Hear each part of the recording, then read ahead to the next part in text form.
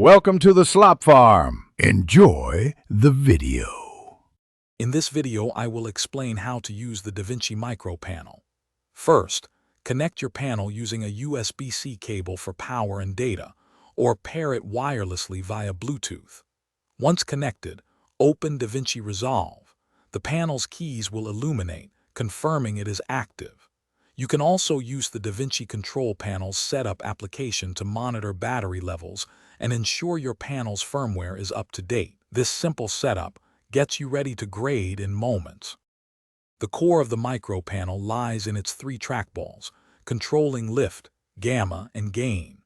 The left trackball adjusts your shadows, the middle handles midtones, and the right influences highlights. Each trackball also has a surrounding ring to adjust the master level for that specific tonal range. Should you need to start fresh, simply press the dedicated reset button located directly above each trackball to clear its adjustments. For more nuanced control, the offset button transforms your trackballs to adjust overall image brightness, color temperature, and tint.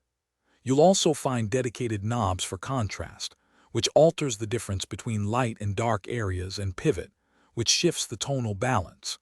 Additionally, the Y lift, Y gamma, and Y gain knobs allow you to adjust the luminance or brightness of shadows, midtones, and highlights independently of color. The micro panel significantly speeds up your workflow by keeping your hands on the controls. Utilize the navigation and transport keys to move through your timeline and clips effortlessly.